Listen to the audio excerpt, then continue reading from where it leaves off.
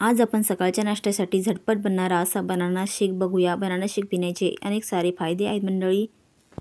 हा शेक पिल्याने तुम्हाला दिवसभर एनर्जी मिळते आणि ताजेतवानं वाटतं। रिकाम्या पोटी पिण्याचे खूप सारे फायदे आहेत। हा शेक कसा बनवायचा ते पाहूया।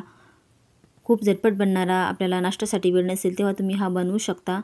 आता आपण मिक्सरच्या भांड्यामध्ये किंवा ज्यूसर असेल तर ज्यूसरच्या भांड्यामध्ये घेऊया खजूर। खजूरच्या त्यामधल्या बिया काढून घेतलेल्या आहे।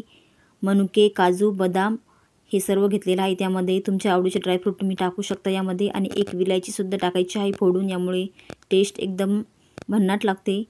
आणि आता एक केळी टाकायची आहे सोलून। प्यायला सुद्धा छान लागतो आणि खूप सारे फायदे सुद्धा आहेत याची मंडळी। तुम्हाला नाश्त्याला जेव्हा वेळ नसेल तेव्हा तुम्ही हा बनवून पिऊ शकता। आता कुस्करून टाकायचे आहे म्हणजे लगेच बारीक होते, आणि तुम्ही ड्रायफ्रूट थोडेसे कट करून सुद्धा टाकू शकता। आणि यामध्ये 1 ग्लास दूध टाकते आहे, आणि आता मिक्सरला आपण ही बारीक फिरवून घेऊया।